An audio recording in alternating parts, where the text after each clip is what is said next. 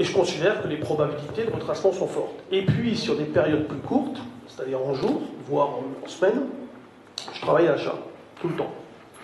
Je travaille tout le temps à l'achat, ce qui fait que quand je rachète des futurs, je me retrouve acheteur de call, et quand je revends les futurs, je me retrouve acheteur de poudre synthétique. Et je fais ça comme ça, tout le temps, et je gagne tout le temps. Pas compliqué, je perds jamais. Alors maintenant, moi je suis pas là pour démontrer que ça fonctionne, il suffit de regarder... dessus ce que je dis chaque semaine sur BFM. Moi j'essaie d'apporter un peu de culture bourse à ce moment-là. Mais au moment où justement tout le monde disait que ça allait se casser la figure, c'est là que c'est remonté. Voilà. Et moi je disais non, il n'y a pas les éléments pour baisser. Puis quand on arrive à 4400, il n'y a pas les éléments pour monter. Alors ce sont des scénarios probabilistes. Ce sont des scénarios probabilistes. D'ailleurs, la plus grande surprise, c'est que ça marche tout le temps en ce moment. C'est ça qui me surprend le plus. Voilà, je me dis, mais c'est pas possible, ça recommence. Alors on le fait, on doute. Mais qu'est-ce que vous croyez? Bien sûr qu'on doute tout le temps. Moi, je doute tout le temps. Mais j'ai confiance dans ce que je fais. Mais avoir confiance, ça se décrète pas, ça se construit. Il faut le faire et le refaire, et le constater, et recommencer. Et ça, c'est difficile psychologiquement. Donc la plus grande difficulté pour aborder des marchés qui sont très particuliers en ce moment, c'est le mental. Voilà, il faut travailler le mental.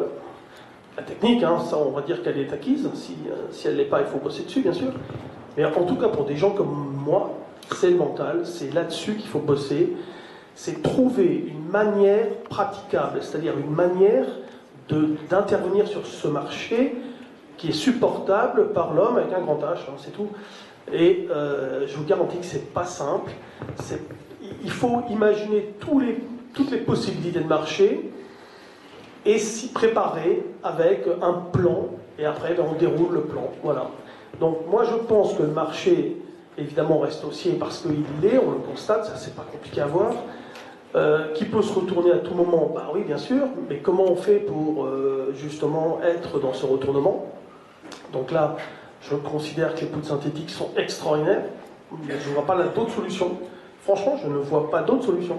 Parce que j'y suis 24/24 grâce à ça.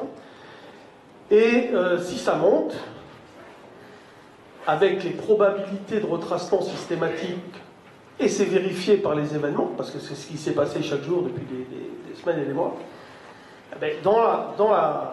dans la séance, on va dire qu'on achète. On achète et on vend. Et on achète et on vend. Et parfois, on laisse porter 2-3 jours.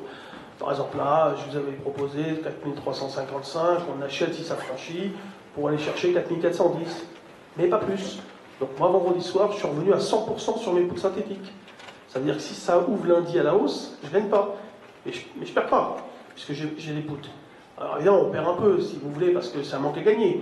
Mais si jamais, et c'est arrivé à plusieurs reprises, le marché ouvre avec un gap à la baisse d'une 50aine de points ou une centaine de points, ça peut arriver. Écoutez, là, par contre, c'est banco, quoi, ça gagne gros.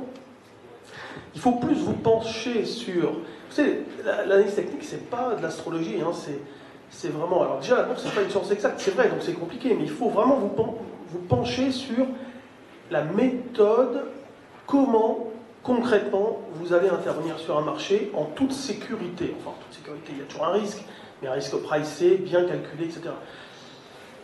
Voilà, ça mériterait évidemment qu'on en discute pendant des heures. Il y a plein de questions sur lesquelles il faudrait répondre, etc. Mais voilà, le warning que j'essaye de vous donner, il est là. On n'est pas là pour dire on va aller à 6000, on va aller à 2000, et parce qu'on ne sait pas comment on va y aller, avec quelle vitesse, avec quelle variation de volatilité. Moi, vous savez, je suis toujours sur le marché. Je ne sais pas si vous vous rendez compte, je suis toujours 24/24. 24/24, aujourd'hui, j'ai 200 lots en permanence, minimum sur le marché, vous voyez. Voilà, donc ça, c'est des trucs qu'il faut gérer. Et si vous n'avez pas une méthode, et pas basée sur forcément du directionnel, c'est ça qu'il faut que vous compreniez.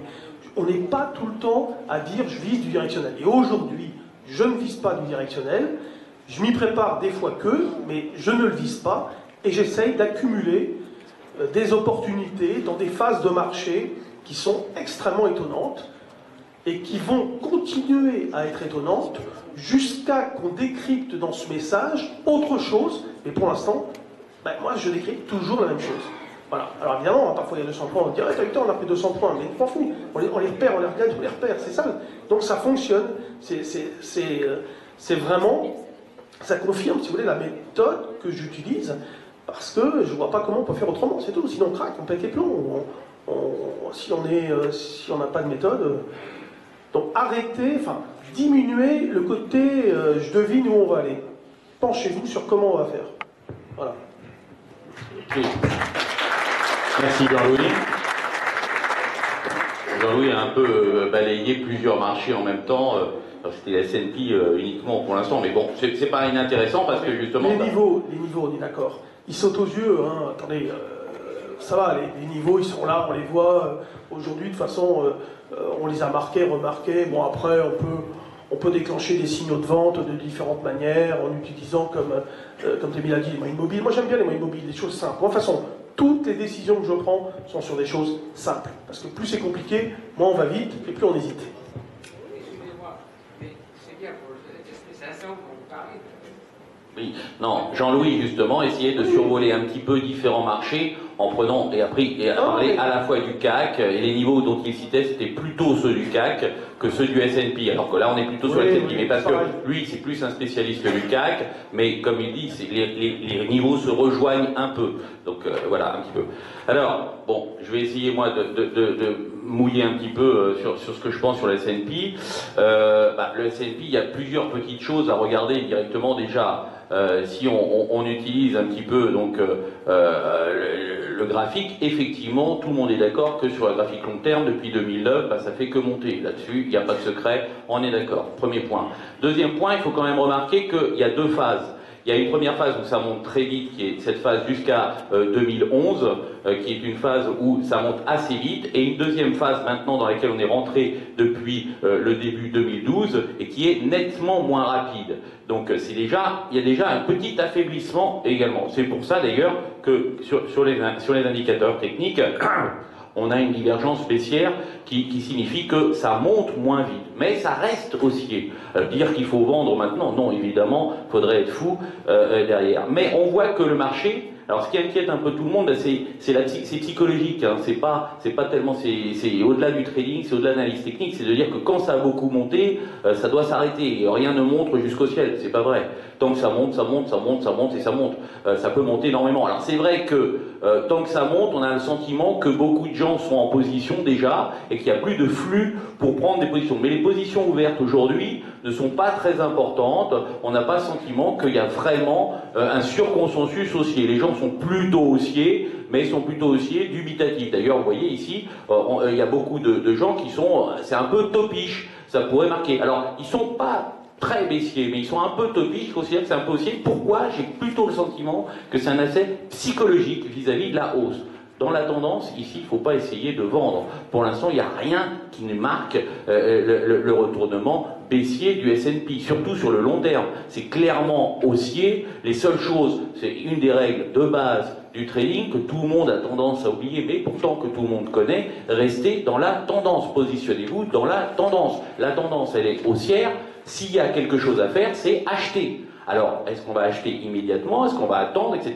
On va peut-être affiner, parce qu'on peut affiner sur long terme. Mais là, on voit, là-dessus, j'étais un peu d'accord effectivement avec Tammy, sur le fait que ici, on est en train de former une petite phase de consolidation depuis une forte hausse. Mais il y en a des petites qui se sont formées précédemment, et pour autant, ça n'a pas permis au marché de redescendre sérieusement. Donc là, on est un peu dans une phase de consolidation, et on est un peu bloqué sur, ici, c'est les 1740 à ce niveau en dessous, et au-dessus, c'est 1880, 1878. Voilà un petit peu où est le marché. Il est bloqué entre ces deux ranges.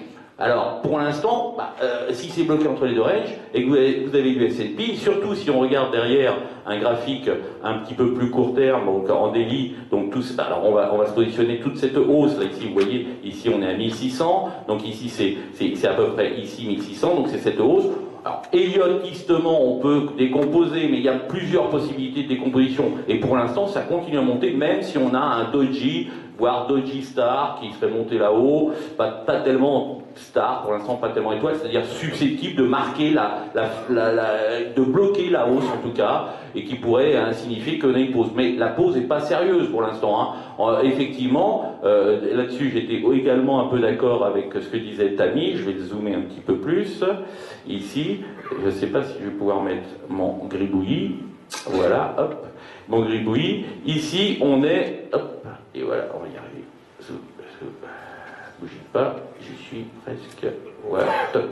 Et alors, ici, il y a cette première phase de consolidation, et la phase dont on parlait, qui est celle-là, ici, sur le graphique mensuel, c'est en réalité ce gros mouvement-là de consolidation des lits. Et donc, ce mouvement-là, il est effectivement, c'est 1740 environ, sous lequel il ne faudrait pas repasser, qui serait très dangereux pour le mouvement long terme. Si on repassait sous 1740, ça risquerait d'être dangereux, en tout cas pour marquer une pause susceptible de redescendre sur le gros support, un peu en dessous des 1600, c'est-à-dire ici il y a 1600 et il y a 1576 ici, qui serait une susceptible de tenir à ce moment-là. Donc pas très baissier, mais quand même, ça fait une sacrée chute. Hein. Donc pour l'instant ici, si on regarde sur le court terme, cette zone, on est dans une zone de consolidation immédiate et qui est elle-même enfermée dans une zone plus importante de consolidation. Donc, pour l'instant, le meilleur conseil, c'est soyez flat, c'est-à-dire flat très court terme et flat long terme. Et essayez d'attendre, de rechercher un point pour essayer d'acheter et de se repositionner. Or, des points pour essayer de se repositionner, il y en a plusieurs qui vont se présenter. Si on est immédiatement ici, qu'on regarde, on voit qu'on a une phase qui peut être une phase de correction, et on peut dire on peut descendre un petit peu. Donc dès que ça va repasser, là c'est du gribouillis complètement, donc on va essayer de l'affiner un peu, dès que ça va repasser au-dessus de l'ancien support qui était ici, ça sera un signal d'achat. On peut descendre sur la moyenne mobile ici qui est aux alentours des 1850, on peut encore continuer. Mais attendez, n'achetez pas contre le marché, c'est-à-dire que là on est en phase de correction un petit peu, on cherche, on attend que ça se stabilise un petit peu, je dirais acheter sur un creux, pour l'instant j'ai pas le sentiment qu'on se retourne, il n'y a rien qui me montre le retournement, j'ai pas une rupture de tendance, donc j'attends quelque chose sur lequel ça va se prendre appui, ça va tenir, et là je vais commencer à chercher un point d'achat. Donc moi je pense que sur les 1800, alors hop, on va essayer d'effacer, sur le niveau de la moyenne mobile, là, à 1850, ça devrait globalement s'arrêter. Et là, je vais attendre une sorte, vous voyez, de retournement comme ça, un petit swing, et dès le swing, dès la reprise du swing, c'est-à-dire que voilà, le marché se retournerait et repartirait, et s'il fait un petit swing, c'est là que j'essayerai d'acheter dans le second mouvement qui essaiera de partir.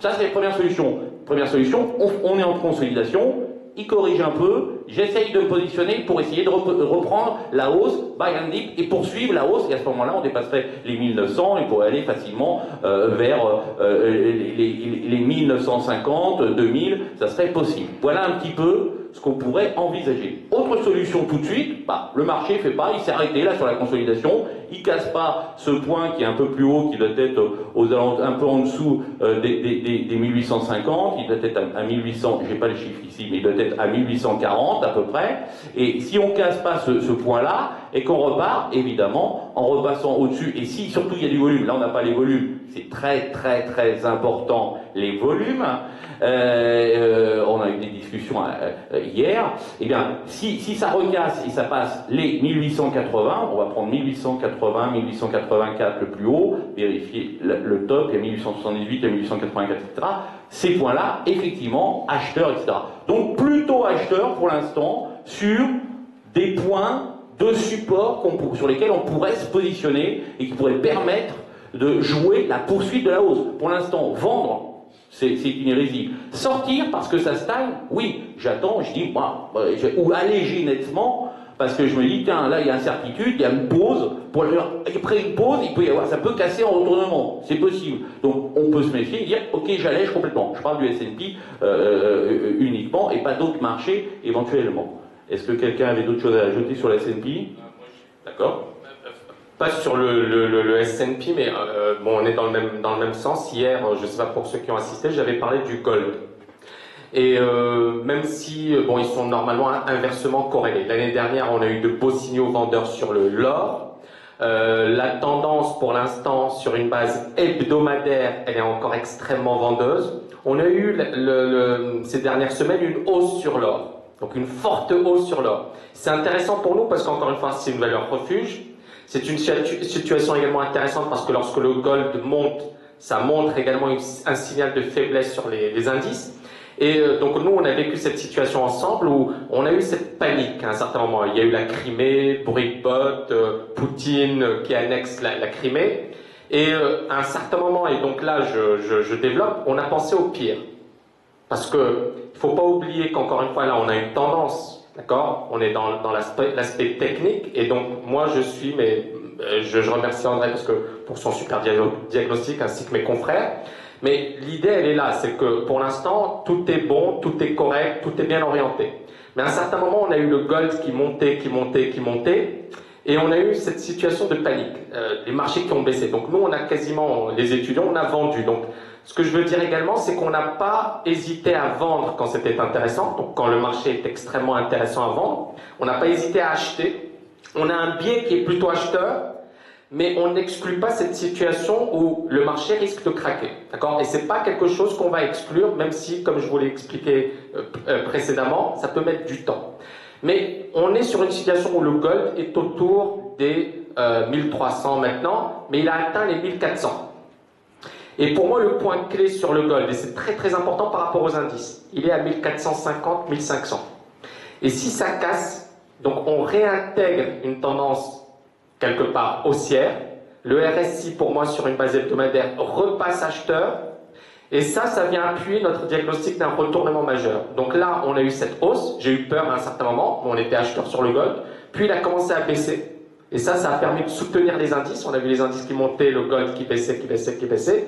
Là, le gold, pour l'instant, il est toujours dans une tendance de fond baissière, mais il faut avoir en tête ce niveau des 1450, 1500, parce que pour moi, si effectivement on les casse à la hausse, là, les indices seront beaucoup plus faibles parce que là, on a véritablement ce phénomène de panique, de valeur refuge, cette situation, finalement, on va sortir des indices et on va essayer de rechercher des actifs assez sûrs. Voilà.